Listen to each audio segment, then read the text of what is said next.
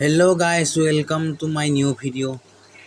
বৰ্তমান লিচু ছিঙি আছোঁ আৰু বজাৰৰ পৰা অনাৰ পাছত টেঙা লিচুগিলা কি খাব লাগে তাকে আজি আপোনালোকক দেখাম।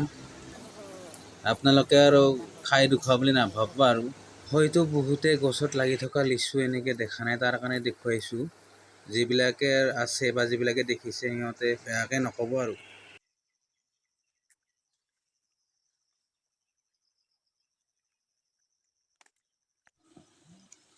লিচু থোপ এক থোপত আছে 50টা।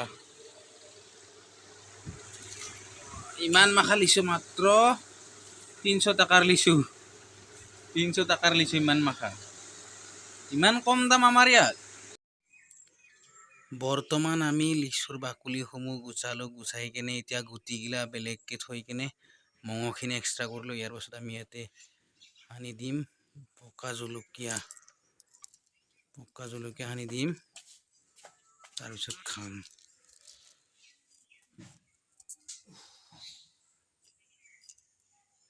বজাৰৰ পৰা কিনি অনাৰ পাছত লিচু যদি টেঙা হয় তেতিয়াহ'লে এনেকৈ খাবা মজা, বেলেগ টেষ্ট হয়।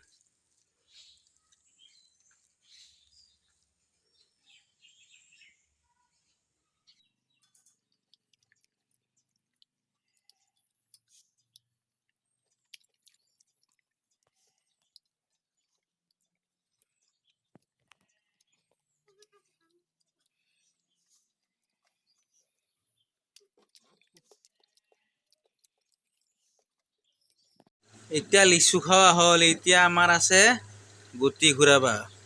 কৌদুৰি চক্কাৰ গুটি আমি সৰুতে এনেকৈ ঘূৰাইছিলোঁ আগতে পিং পিঙাই।